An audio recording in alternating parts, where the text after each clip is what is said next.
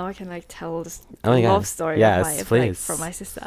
So my sister, after she graduated high school, she went to Namibia in Africa. That is an insane love story, but like that's crazy.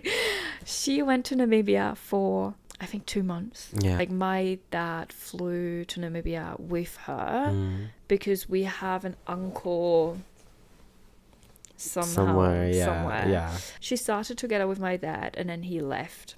They had the same flight on the same day. Okay. My dad back home and my sister to South Africa. Yeah. The day before. She was freaking out that she will be by herself or like on her own. Yeah. So she messaged in her girls group. Yeah. And she was like, oh my God, girls, I don't know what to do. Like, I'm so anxious. I don't know anyone. And they were like, just download Tinder. Like, what should happen? Like, you know. Also, what is that for a recommendation to like, download Tinder in Namibia? I'm like, let's meet people on Tinder. I'm like, especially in Namibia. Like, you don't know. Like, yeah, you don't know what you will meet online. Yeah. She downloaded Tinder and this lovely man popped up on her screen. And he went on Tinder on the same day for the very last time because he lost hope already. Find someone. Yeah. Before he wanted to delete it, he was like, oh, well, let's have like a last look, you know. And the last person, but also the first person that popped up in his Tinder thing was my sister. So for my sister, he was like the first person, and for him, my sister was the last person. Oh my God. So they matched. My sister don't wanted my dad to know that like she's gonna meet someone. But they had the same, like they had the flight on the next day. So my dad departed I think around 11 a.m. or something, and my sister departed at 4. He came to the airport to meet her, and like, you know, they just clicked. Oh my God. God. Like, they kept contact for the next 4 weeks while she was in South Africa. And she flew back to Namibia before she flew back to Germany. So they met each other one more time. Yeah. My sister came back saying she met someone. My sister decided to still, obviously, start her uni, which also meant that they will start a long-distance relationship. Oh my God. And they had a long-distance relationship for 4 years. And they saw each other maybe 5 times. Gosh. And you know what? Did it last? They're married now. What? So you can imagine how high my standard is, just like because of the fact of like my sister's love story. Yeah. Long distance is possible. Like, it is not a thing for everybody. No, for sure. Yeah. For sure. But like, it is possible if both are committed to do it. And like, I must mention that I think it's also easier. It is hard in general, but it is, I think, easier if you have a deadline. You know, the long distance is only for a certain time. Yeah. And you can look forward to being together or like moving in together. Yeah. So she finished her uni, and after she graduated, she moved to Namibia. Wow. Yeah. And now they're married. Yeah, now they're married. Kudos to people that can survive a long distance relationship. Yeah. But also, that's also depends on you. Yeah. As someone who loves physical intimacy. Yeah. It's hard. It's hard. Yeah. Yeah. It's definitely not for everybody. No, it really isn't. My sister basically showed me, without actually showing me, that it is possible. Damn. If you are a person that is willing or like able to do long distance, everything is possible. Yeah, I guess so. It's a lot of work and like a lot of communication. Yeah, and trust. Yeah, and trust especially. That's a big one for sure. Yeah. My sister met the love of her life like in 2 months. I'm around the world since like 2 years. Yeah, wow. I've never met That's someone. insane. Like, wait, when was your last relationship? Oh, my last relationship was actually also my first. Look at us. 2021. 4 years. And how long were you guys together for? 1.5 years. Okay, that's a big chunk still. But yeah, Oh four, my 4 years God. ago. Do you think your next one's gonna be The one. the one? I know that I have the expectation on it. Yeah. Definitely. Because I don't want to start a relationship knowing or like thinking, oh, that could end. Yeah. I truly love. Yeah. If I love, I love. Yeah. And if I'm committed, I'm committed. Yeah. Like I'm happy. Yeah. I'm happy to make everything work. Mm-hmm. For sure. There's a solution for everything, especially in love. Yes, absolutely. But at the same time, I read somewhere, I don't know, during your lifetime you have 3 partners. Obviously, I was gonna say 3. Yeah, 3 relationships because I also saw that. Yeah, I was like 3 relationships. I think that it makes sense though. Yeah. It kind of makes sense because first relationship, the second is like where you learn yeah, more about yourself. yeah, and then the third is like the final. Is the final. And if it doesn't work out, then it might be you might go back to that first one. It's like exact. Oh, I have goosebumps. No, I know. Yeah, oh I my love God. that. Now I believe it. Now that's with me as well. Yeah. Like I'm a big believer in that. Yeah. And like believing on like the red string theory, like Yeah. you know, like What's that? oh my God. So the red string theory is like you've met someone you're foreseeably about to date Yeah. out there. Yeah. It's just the way the universe is kind of like slowly, because that person's attached to a string, to your string. Okay. And then it's just kind of like. Okay, so you just like met before. Yeah. One time, and then your way or your paths cross again. Yeah, exactly. It's like you make your way into each other when it's the right time. I love that. See, like not anymore because like I'm so comfortable with myself. But like when I was younger, I like always wondered, who would be like. Who will be my boyfriend? I know. Do I know him already? Right? Am I getting to know him? Will he be a completely different person? Yeah. Do I like? And, you know, there's so much like what ifs. Yeah. It's kind of crazy. And like how life works. Yeah. Oh. I had high expectations with the first guy. I was like, oh my God, he might be the one. Like I really like kind of let myself down a little bit just for him as a people pleaser as well. Like picturesque wise, him and I together would make sense as well. But at the same time, the more I got to know him and the more the universe is challenging me to get to know him, he just wasn't the one. And I trusted that. I'm like, you know what? I overpassed this challenge. Yeah. And someone is waiting for me. Yeah. Like if I meet someone, like I know it could be something, I'm committed. Yeah. But at the same time, like maybe the second person will be like something I need to learn. Yeah. And I find it so impressive if you like just look at the bigger picture in general. Yeah. It's so I can't find words for that. No, it's good things come to those who wait, you know. Yeah, exactly. That's why I'm like, that's the only thing that keeps me going. No, because same. I'm like, there is a person out there. I'm pretty sure. Yeah. Just because I feel like if you look for, oh yeah, I want to look for someone. If the more you look for it, the more it's harder for you to find it. You're already forcing it. Yeah, and it's you don't force energy. No, it's gotta be natural. It's gotta be organic. And I that's like always when I have phases like, oh, I wish I would have someone. Yeah. Maybe it's also like me being too hard on myself, but I'm like, no, Anna, like that's you feeling that. Yeah.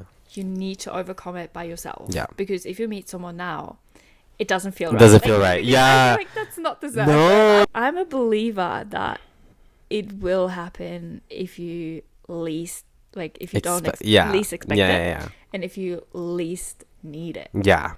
If it doesn't time-wise doesn't fit at all. Yeah, I feel like having a crush on someone is more fun. But if they like me, it's kind of like keeping the illusion on you. Yeah. But it's fun. It's harmless. Yeah. It's a harmless game. Yeah. Maybe I should find crushes because I can't remember the last time I had a crush because normally if I'm interested in someone, I just walk up to them and talk to them. That's so good. That's I think that's how it happens that I don't have a crush anymore. Not at all. I think because I just take the opportunity because I don't want to live with what if Yeah. You know, so I always go up to the person I'm interested in. Yeah. And then I know. Yeah. If something happens, and something happens. If not. Right now, I'm just keeping my expectations low. Yeah. Like, I don't want to set an expectation. If I am interested in someone, I'm just going to let it be. Yeah. If you break it down, Yeah. it's a normal human being. And we're all the same. We're all the same. But a lot of people are, like, still playing games or, like... I know. Yeah, but then, if it comes to a point where it's, like, annoying, I call it out. Oh, yeah. I'm like, what are you doing? Honestly... You know what I mean? Yeah.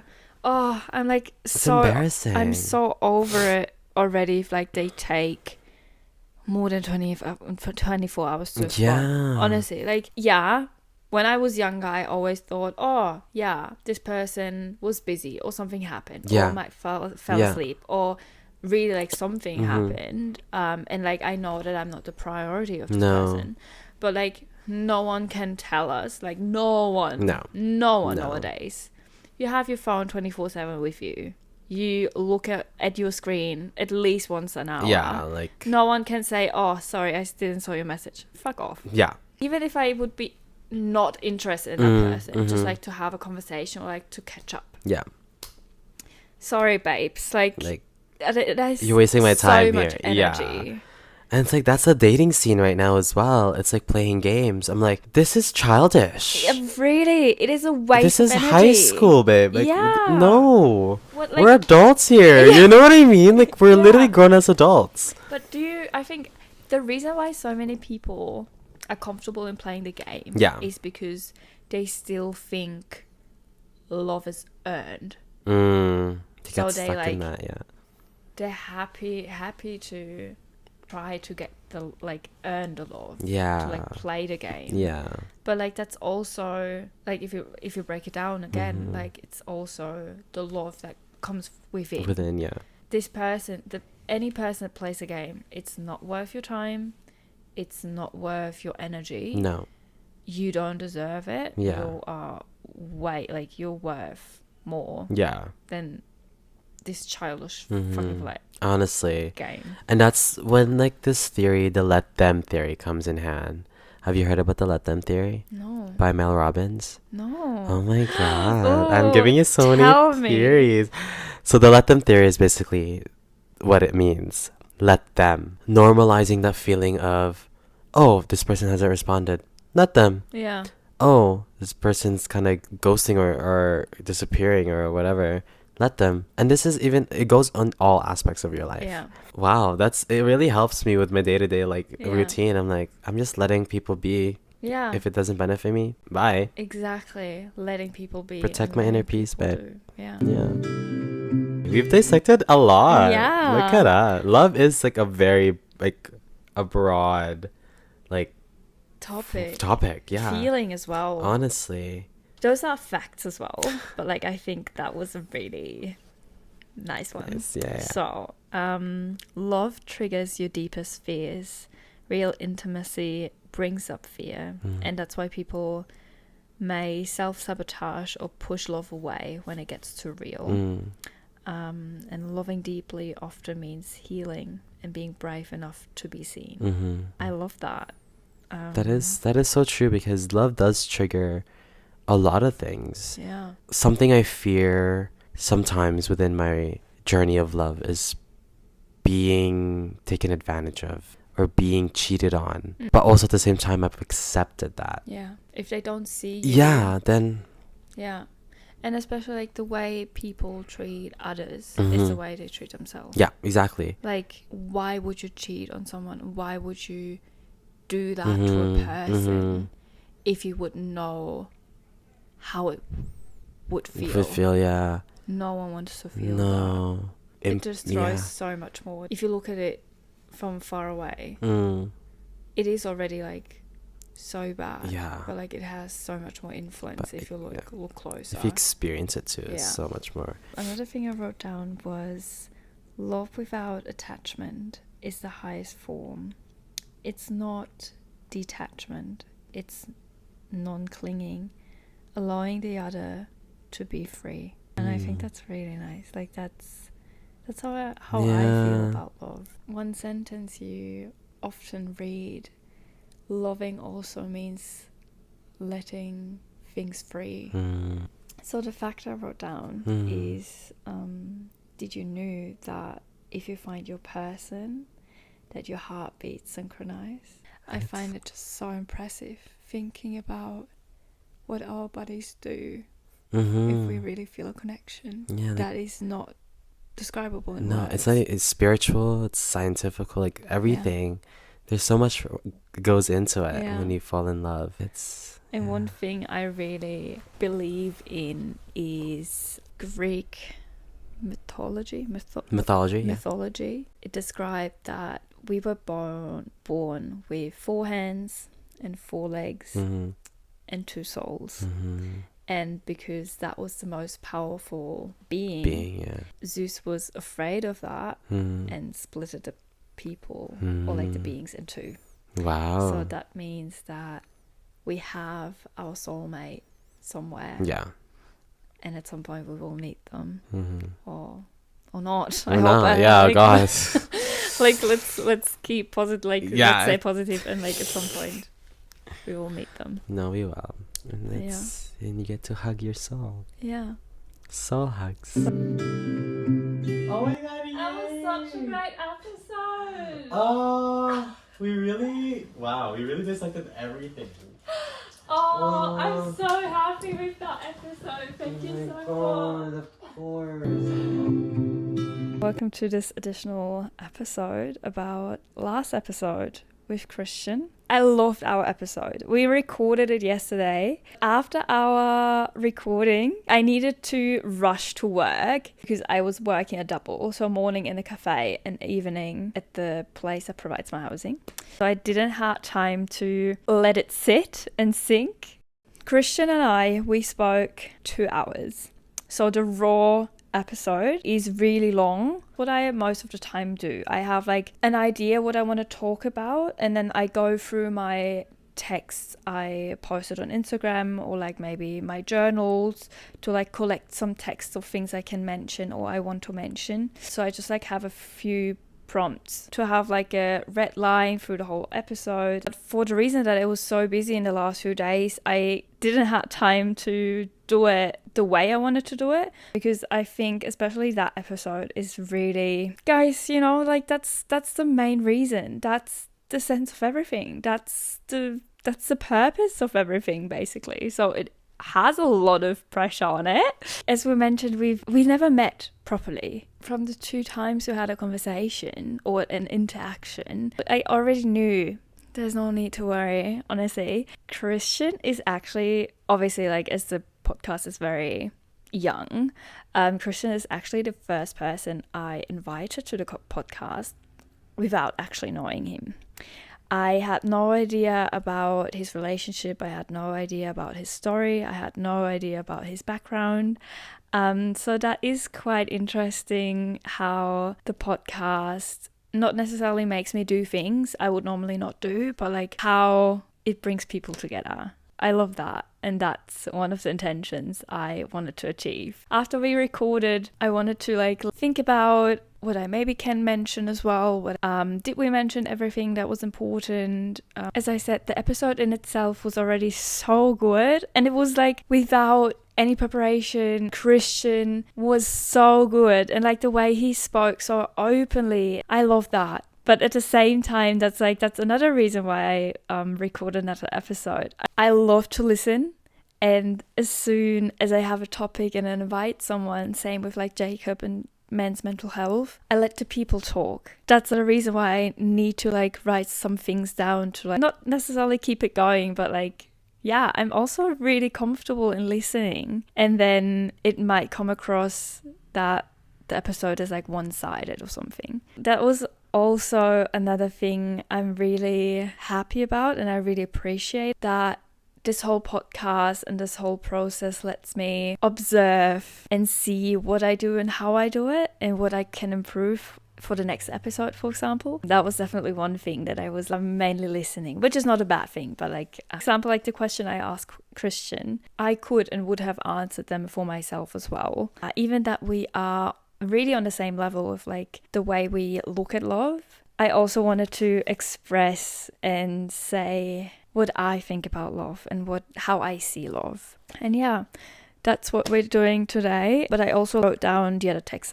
Let's jump into it. The easiest to start the episode again is to mention what I mentioned in the episode. People need to learn how to fall in love again, because love is such a big emotion.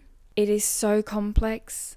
There's so many different kinds of love: mother love, friendship love, or love in a relationship. So love, it is one word, but it has so many different varieties, and people need to fall in love again, because love is really powerful and people use it or treat it as it is something simple. And that is really sad. I think people need to appreciate and see love in its complexity, how beautiful but also really hurtful it can be. It can create so much, but it can also destroy so much, especially with interacting with people, words, actions, everything. So breaking it down to the core, what we did basically starts from within. It starts with you. Christian and I were so similar in this topic. I also know that it is quite hard for men. So yeah, the way I start is read the text. The text included some questions I asked myself, and I think that's a good way of like starting it and just like leaving it as it is, and people can think about it for themselves and find their own answers to maybe analyze their way of loving, or like the way they're acting in terms of love. Why do we seek and need so much external validation from outside sources and from people who don't really mean anything to us, with whom we have no deeper connection? What do we need it for? To feel loved? To receive recognition from people we barely know? Is it a hole inside of us that constantly needs to be filled by others? Why do others need to make us feel good? Shouldn't we be the ones who understand and validate ourselves? Because only we know our story and the character traits that develop from it. We should feel enough self-love and self-respect. We should know our worth. I will let that sink, and that is just a part of it. As always, if you want to read the whole text, it is in my Instagram highlights on my travel account. You have to scroll a bit back. But I have an answer for myself why people do that, but I will leave that for the end. So in terms of that, I wouldn't even say that I lost hope. I see and I believe in the potential every person has. It is not a secret that it is obviously harder for men, which I find so sad, because it is basically just the stigma around men that makes it harder, and like the way they grew up. And I don't know if I would say they're treated unfairly, but like there's so much pressure on men, and that's a normal thing for them because that's how they grew up. Instead of learning, opening up and sharing, because that's not a bad thing at all. It is not a feminine thing. It is a natural human being thing. It is completely valid that people feel insecure or are traumatized by their childhood. There's so much lies in our childhood, like our behavior patterns and everything. So there's no harm in expressing it and working on it. Another thing I wrote down, not necessarily the 7 stages of love, but like definitely 7 topics. And I just want to read them and everyone can do something with it or not. So first is, what is true love? Second is love versus attachment. Third is self-love as a foundation. Fourth is love in action. Fifth is love and vulnerability. 6th is healing through love. And 7th is universal love. I wrote it down because I love that. I don't know what to do with it. I just leave it as it is. We go back to the stages of love. The 4th stage was unconditional love. Love becomes less about me and more about us, or even all. You love them for who they are, not what they give. This can happen with partners, children, friends, or spiritually. And the essence for that is presence, compassion, non-judgment, and deep peace. And additionally to that was universal love and divine love, means loving humanity, animals, strangers without expectations. A heart posture of empathy and care. Some feel this through meditation, nature, and spirituality.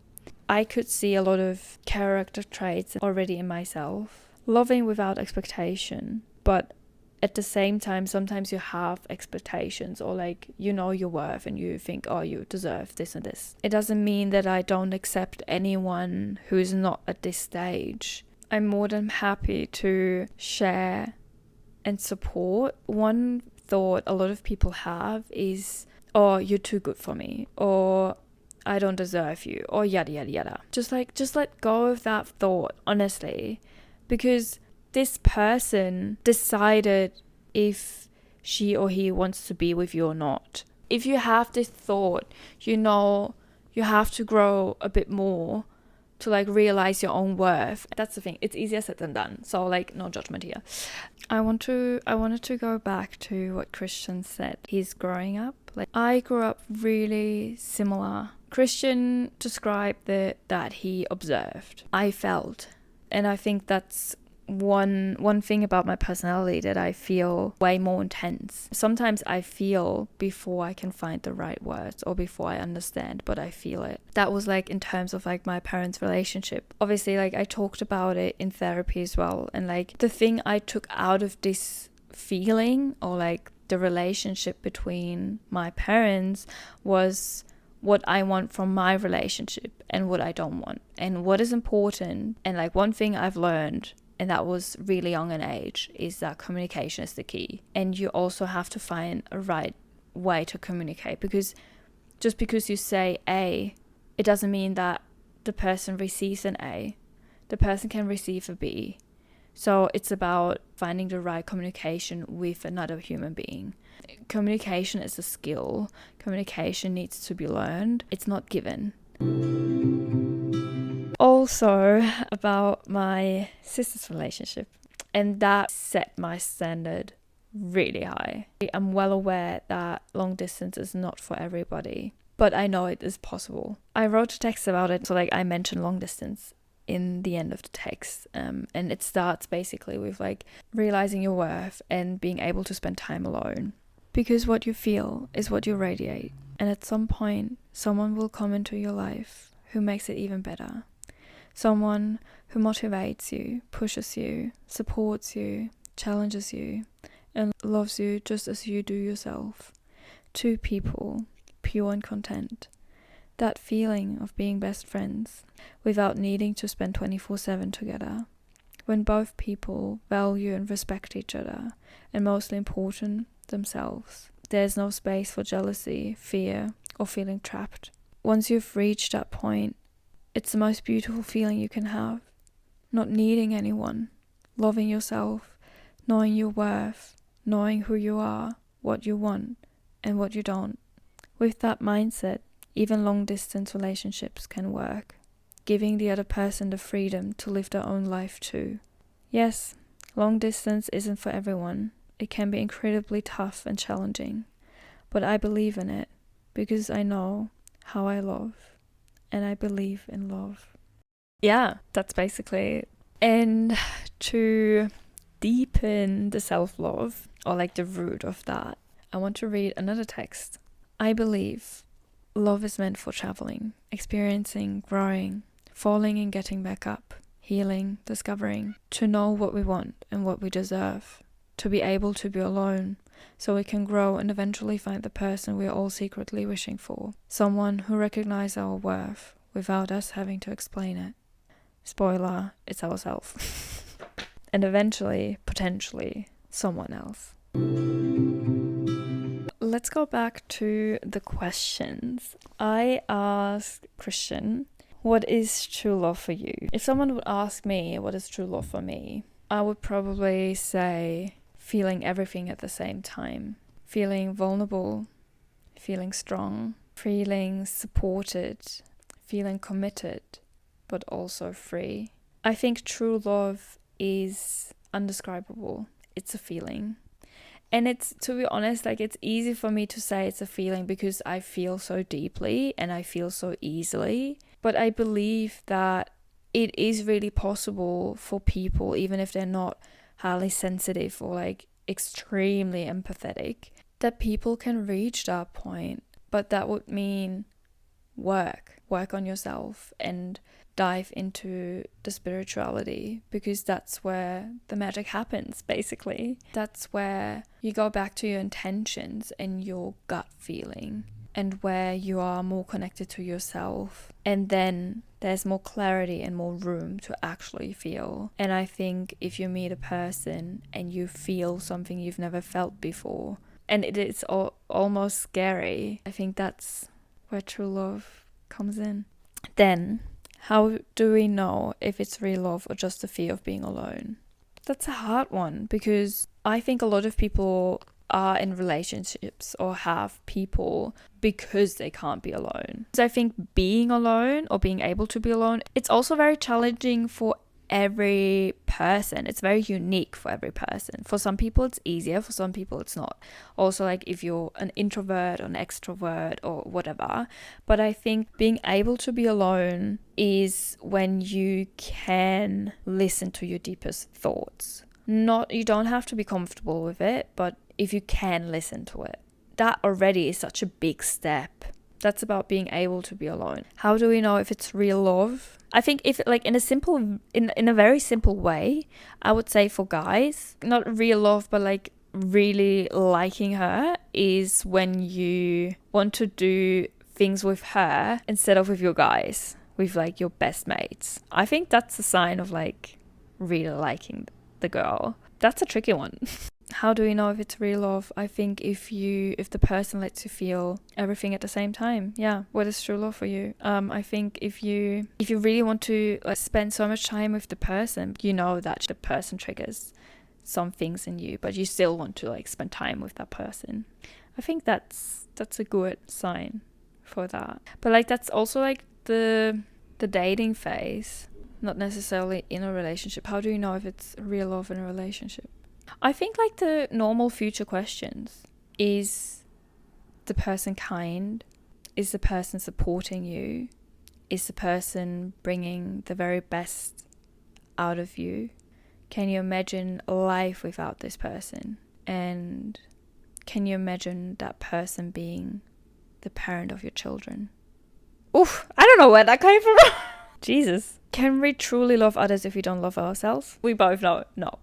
But like, that's the thing. I think it is that's the thing what I mean with like, love is so complex, and love comes in so so many different ways. Because, for example, like, there are parents out there who didn't achieve the really truly loving yourself goal, but like, a love a mom, not necessarily, because like obviously like not every mom feels the same love. They're like always like sad stories and sad realities, but a mum's love or a parent's love is such a different one as well. And it doesn't necessarily need them to feel or to love themselves. So like, this question is a bit tricky. How do we stay open to love after heartbreak? I mentioned that as well. I think it's definitely important to like be alone after, and to reflect the relationship and what you went through and what you felt, to become a better version, and what you want to have in your next relationship, and to improve yourself, to put your focus back on yourself, to just live a bit alone. Important. And I don't mean like hopping in one situationship to another or having a fling here and there, but I think that's also like personality. For example, I'm not a person for that at all, but it's also just because I'm so easy with opening up myself, like emotionally, but I do see like the physical thing so much higher than anything else. Not some random good looking guy in the bar deserves my body. So it takes a lot, and like, it is such a meaningful thing for me. Don't compromise physical touch or external validation from the outside, from others who are just like a fling or something. Don't get me wrong, people do it, and like there's no harm of doing it, but it's just like that's not how I see love. When did you first felt truly loved and why? That's a hard one for me, because I obviously had my relationship and we had a really, I would reckon, really healthy relationship. But at the same time, I wouldn't say it was true love. It was an honest love from my side. I don't talk about his side because I don't know it, but I was honestly loving him from the bottom of my heart. Even that we were so different, I would have made everything possible, everything, like tried to make it work. And that's the thing, even if I tried to make it work, I don't forget myself. And I think that's the hard thing for some people. Like, I'm really willing to work and to meet in the middle, but I'm also not willing to give myself up, or like my dreams or my goals. So I think I never felt truly loved from someone else. Obviously, like there's the mother's love and your self-love, and I'm pretty much in peace with myself, and I love myself and I accept myself. But I know there's something about true love I didn't experience yet, but I know it is there and I want to experience it. So I would say no. Truly loved, ooh, but definitely truly cared. I have a few people who are really like close to my heart, and I know they're there and I really appreciate them. So definitely truly cared. But like doesn't mean that they don't love me, they do. But like true love, is it bad for me to say that I think true love comes in relationship, like in terms of relationships? I mean, there's also something about true love in friendships. Do I feel truly loved in friendships?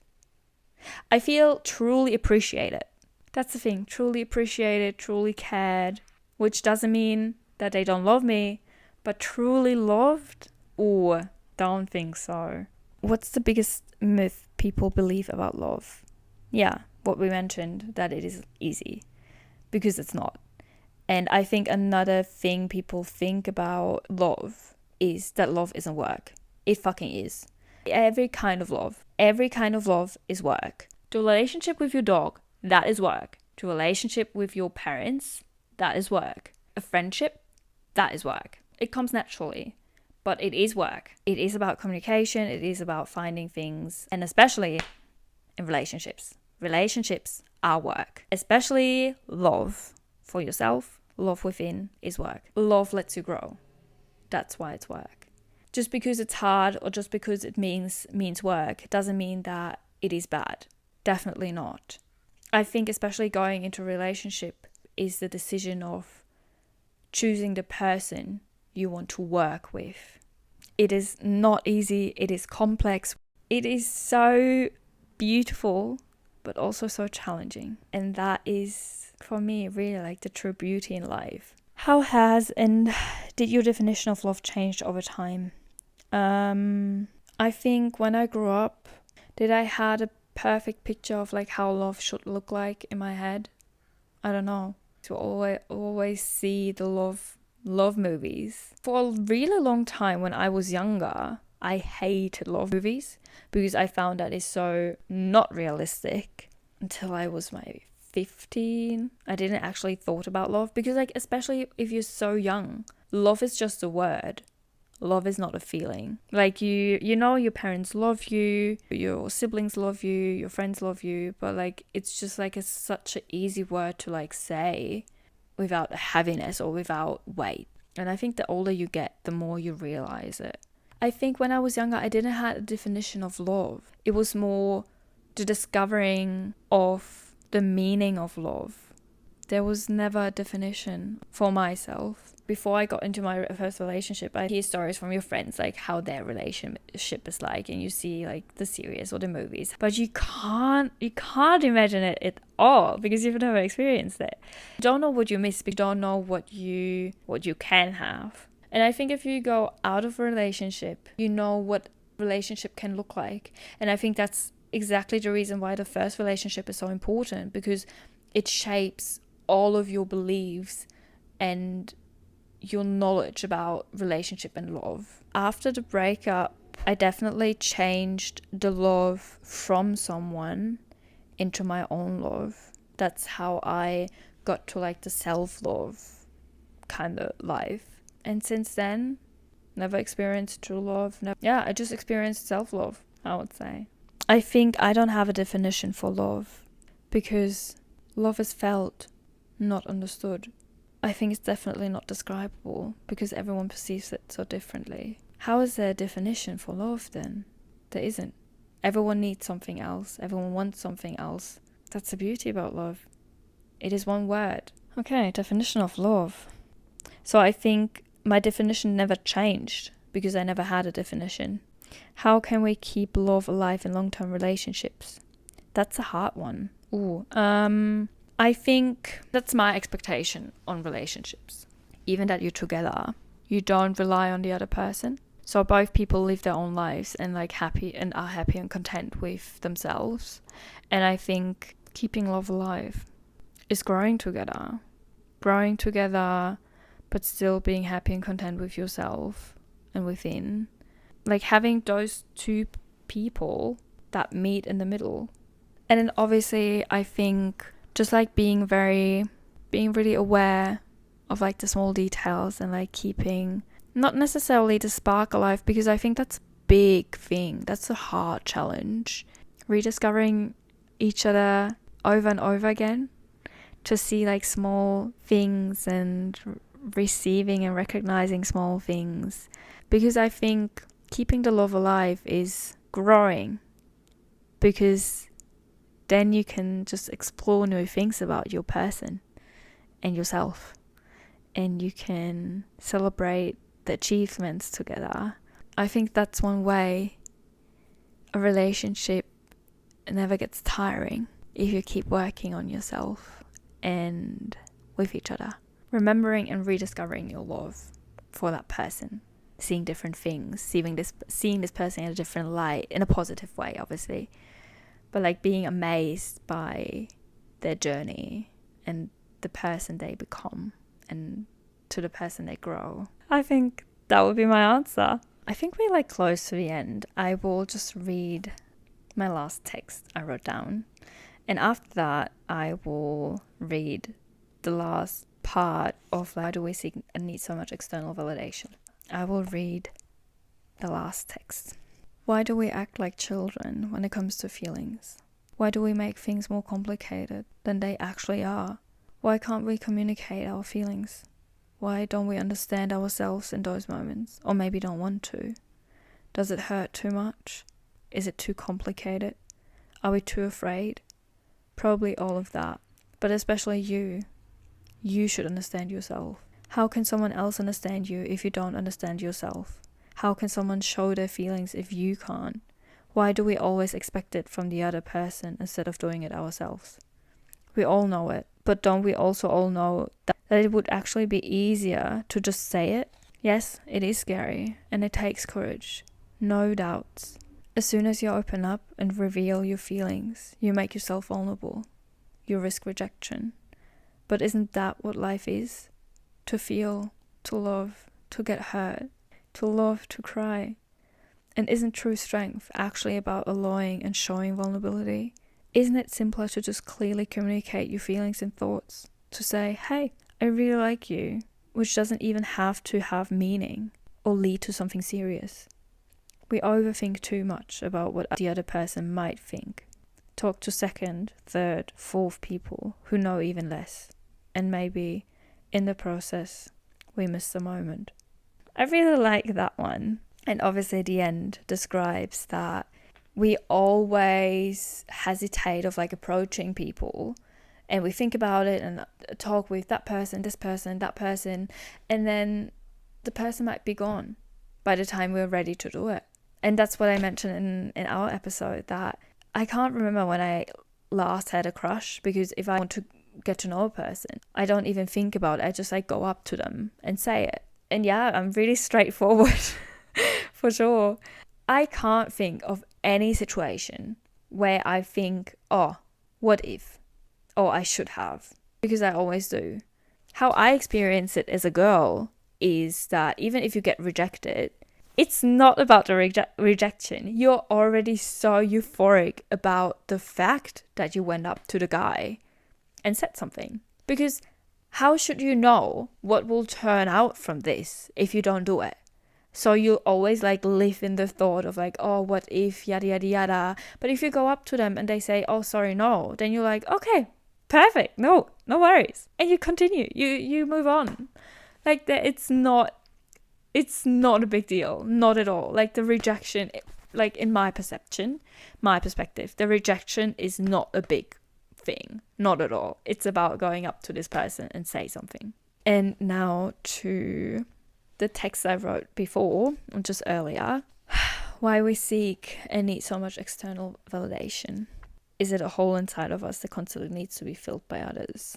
And why do others need to make us feel good? I believe that because we ignore our feelings and traumas, we think we don't deserve better, or we don't understand ourselves, or maybe don't want to, because we're afraid to face ourselves and our problems. Easy as that. Easy as that, guys. Thank you so much for listening, and I see you in the next episode.